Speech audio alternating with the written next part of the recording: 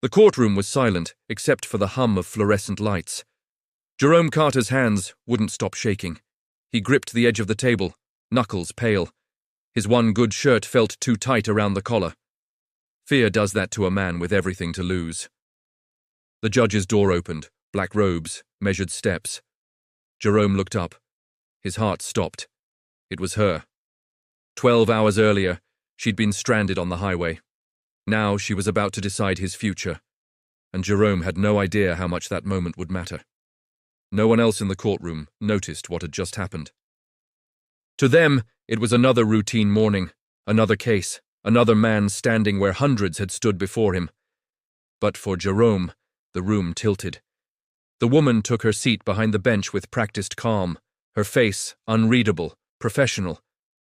She didn't look at him again, not right away. Papers were arranged, glasses adjusted. A gavel rested near her hand. Jerome's stomach twisted. This can't be real, he thought. Just last night she'd been soaked to the skin, limping beside a luxury car on the shoulder of a dark highway. No title, no power, just another human being needing help. And now, this. Jerome swallowed hard and forced his hands to stop trembling. Across the aisle, his public defender whispered something about procedure, about first appearances and possible outcomes. Jerome didn't hear a word. All he could see was her face from the night before, tired, frustrated, grateful when he'd said, "I can help." Back then, she hadn't asked who he was. She hadn't asked what he did, and she certainly hadn't said what she did for a living. The bailiff called the room to order. Jerome stood when told, his knees weak, his mind racing. Does she recognize me? Does she think I planned this? Does she think I stopped because I knew?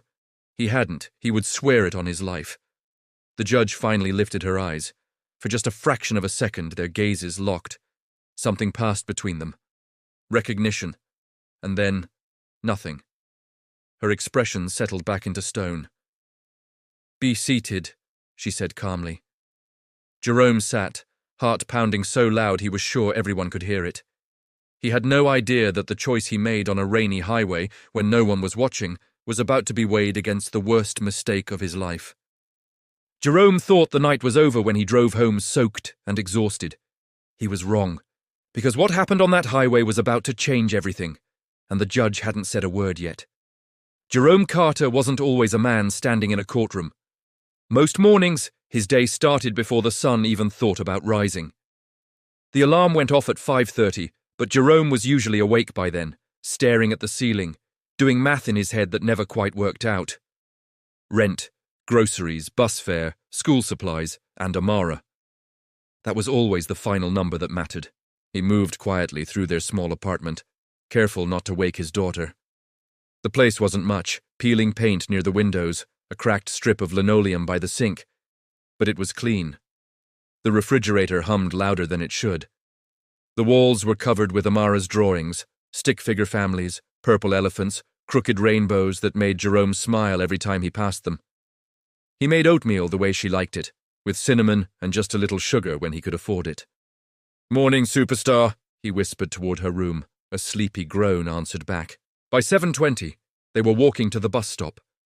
Jerome always waited until the bus disappeared around the corner before heading home. Only then did he allow himself to breathe. As long as she was safe, fed, and smiling, he told himself, "I'm still winning." After the bus stop came the corner store. Milk, always milk. He counted his change twice before placing it on the counter. The clerk didn't say anything, but Jerome saw the look, the quiet understanding, the pity he never asked for.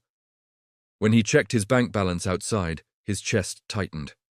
$147.82. Rent was due in 9 days. And tomorrow morning, court. 6 months earlier, he'd made a choice he still replayed in his head. Amara had needed school supplies. Then came the ear infection. The clinic wanted cash he didn't have. Jerome had written a check, knowing it wouldn't clear. He told himself he'd fix it fast. And he did. But fixing it hadn't erased the charge. Now, sitting in that courtroom, Jerome wondered if one bad decision was about to erase everything else he'd done right. Jerome thought the worst mistake of his life was writing that check. But the real moment that would decide his fate happened later. On a highway, in the rain when he chose to stop.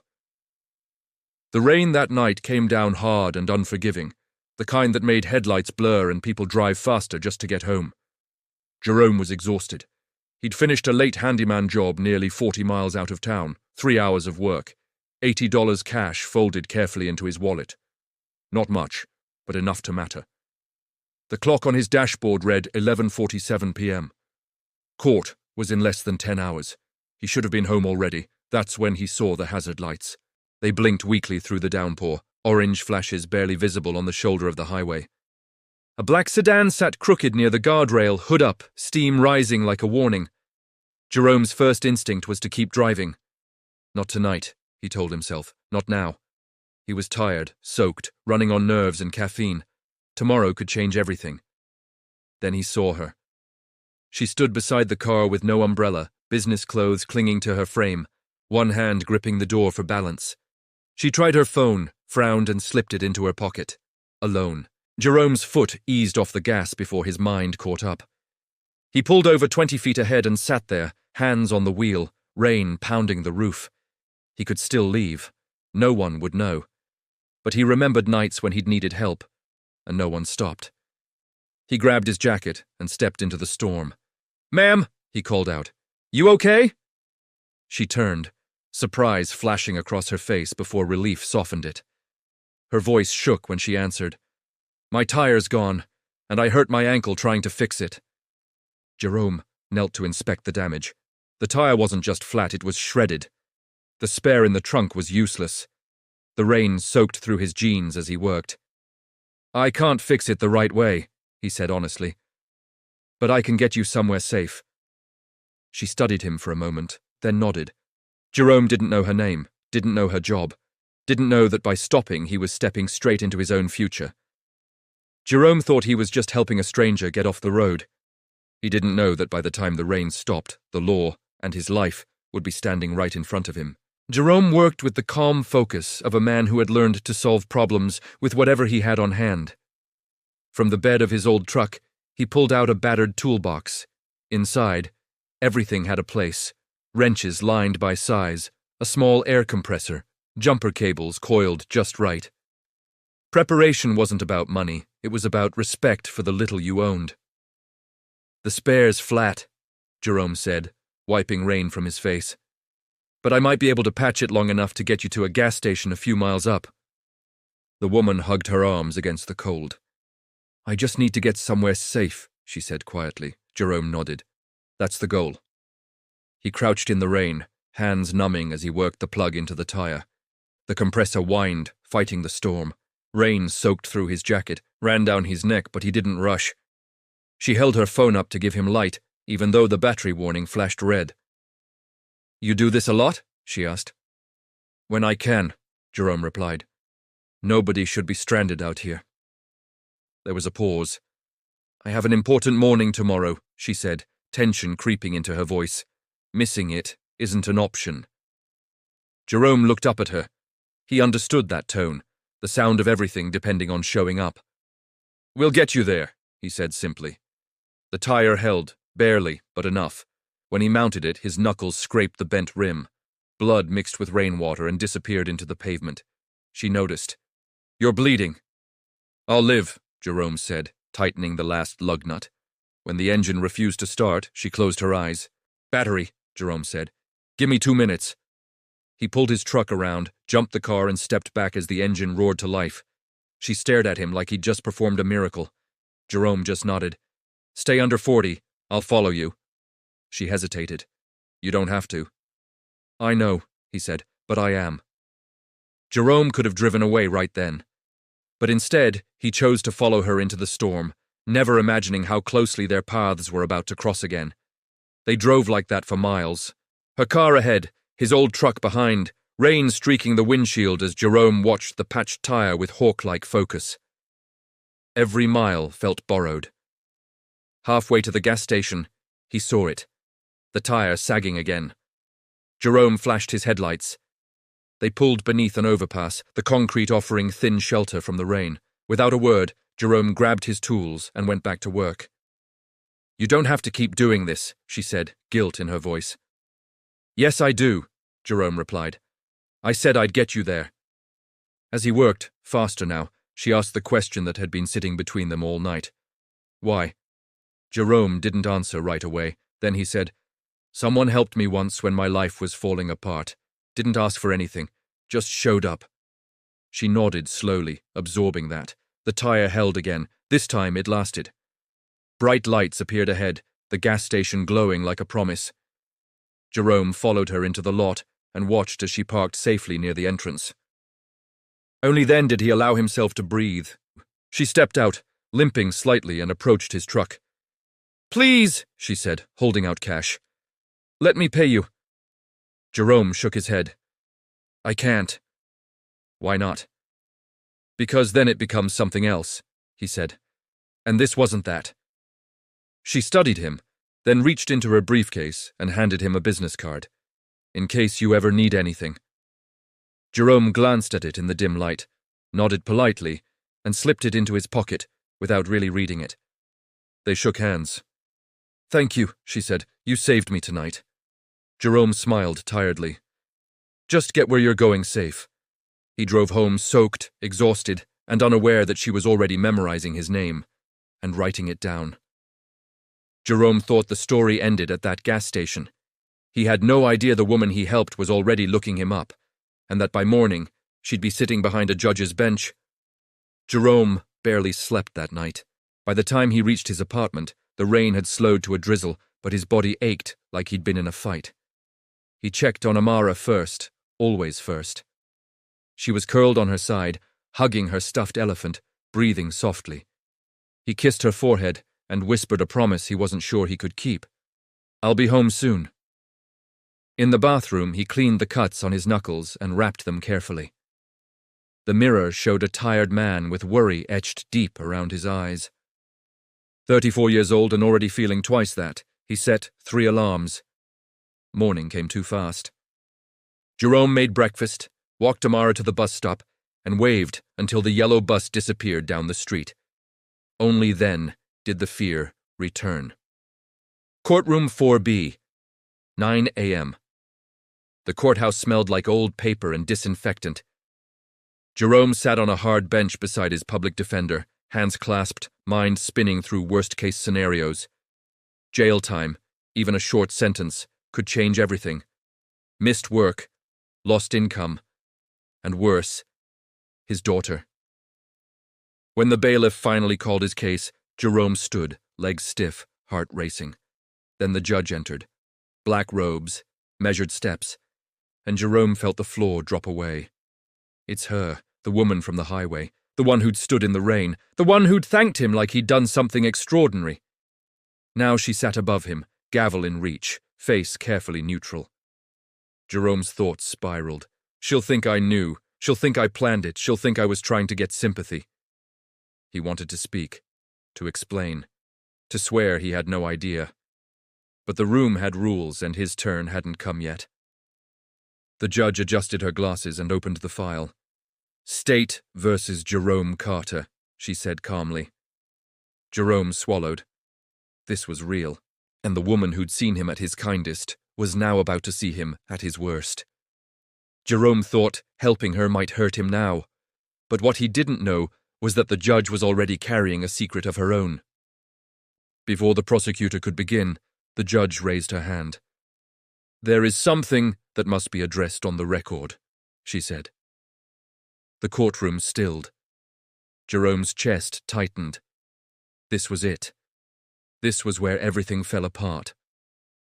Last night, the judge continued, I had a personal interaction with the defendant. A murmur rippled through the room. The prosecutor straightened instantly. Jerome's lawyer turned toward him, eyes wide with confusion. The judge spoke evenly. My vehicle broke down on the highway during severe weather. Mr. Carter stopped to assist me. He repaired my tire, ensured my safety, and refused compensation. Jerome's knees nearly buckled. The prosecutor stood. Your Honor, this presents a clear conflict. The state formally requests consideration of recusal. Jerome's lawyer leaned close. We should ask for a different judge, he whispered urgently. She might be extra hard to avoid looking biased. Jerome shook his head. No, he whispered back. He looked up at the bench, not at the judge, but at the woman from the rain, the one who'd trusted him enough to let a stranger help. She's fair, Jerome said quietly. I could see it. His lawyer hesitated, then stood. Your Honor, the defense does not request recusal. The judge nodded once. Very well, she said. We will proceed. The prosecutor laid out the charge. Knowingly writing a check without sufficient funds. Restitution paid, yes, but the offense still stood. When it was over, the judge turned to Jerome. Mr. Carter, you may speak. Jerome stood, voice unsteady but honest. He told the truth. About the money, the mistake, the fear of losing his daughter. I'm not asking to escape responsibility, he said. I'm asking for the chance to keep being her father. The courtroom was silent. The judge leaned back slightly. We will take a brief recess, she said. Jerome sat down, heart pounding, unsure whether he'd just saved himself or sealed his fate. Jerome thought his words were all that mattered now. He didn't know the judge had already seen his character long before he ever stepped into that courtroom. The 15-minute recess felt endless. Jerome sat motionless at the defense table, staring at the grain in the wood, replaying every decision he'd made over the last year. Every dollar stretched, every late night, every promise to Amara that things would be okay. His lawyer whispered reassurance, but Jerome barely heard it. When the bailiff called everyone back to order, Jerome stood on instinct. His heart thudded so loudly he wondered if the judge could hear it. She entered with the same calm authority as before, took her seat, and opened the file once more. Please be seated, she said. Jerome sat. The judge's voice was measured, careful. Mr. Carter, what you did was illegal, she began. The law does not bend simply because intentions are good. Jerome felt the familiar drop in his stomach. But, she continued, the law allows discretion, and discretion requires seeing the whole person, not just the charge. She looked directly at him. You repaid the full amount without a court order. You accepted responsibility immediately, and your actions last night demonstrated something this court cannot ignore. The prosecutor shifted uncomfortably. Character, the judge said. True character, the kind shown when no one is watching. Jerome's breath caught. For that reason, she continued, I sentence you to time served. No jail time. 6 months of supervised probation. All court fees waived. Jerome's vision blurred. And upon successful completion, she added, this charge will be removed from your record. Tears spilled down Jerome's face before he could stop them. This court is adjourned. The gavel fell softly. Jerome didn't move. He couldn't. He was still free, still a father. Jerome thought the miracle ended with the gavel. He had no idea the judge wasn't finished, and what she did next would change his life forever. Mr. Carter, please remain, the judge said as she rose. I'd like to speak with you privately. The courtroom buzzed with whispers. Jerome's lawyer looked stunned. That's unusual. Moments later, they sat in the judge's chambers. Without her robe, she seemed different, human. What I'm about to say has nothing to do with your case, she began. That matter is closed. Jerome nodded, unsure what to expect. She turned her laptop toward him. On the screen were photos of homes being repaired, people in hard hats, families smiling. I serve on the board of a non-profit, she explained. We train people in skilled trades and rebuild homes for families in need. She scrawled. We need someone who can teach, someone with integrity, someone who understands struggle. She met his eyes. You showed me that person last night. Jerome stared at the screen. Your Honor, I don't have a degree. She smiled slightly. You have something better. You have proof. She slid a folder across the desk. Salary, benefits, weekday hours, no nights, no weekends. Jerome's hands shook as he opened it. This isn't charity, she said. It's a job, and the offer is yours if you want it. Jerome swallowed hard. I've never been given a chance like this. She nodded. Neither had I, until someone gave me one. Tears streamed freely now. I'll take it, Jerome whispered. She smiled. Welcome aboard. And just like that, the man who'd walked into court afraid of losing everything walked out carrying a future he never thought possible. Jerome thought his story was about survival. He didn't realize it was about transformation and the lives he was about to change next. 6 months can change everything. Jerome no longer woke up before dawn with his chest tight from worry. His mornings were still early, but now they carried purpose instead of panic. At 8 a.m., he walked into the training center, wearing a company polo with his name stitched on the chest. A tool belt rested comfortably at his waist. His posture was different now, straighter, steadier. 5 people sat in front of him on his first day as an instructor. Different ages, different backgrounds, the same quiet fear in their eyes.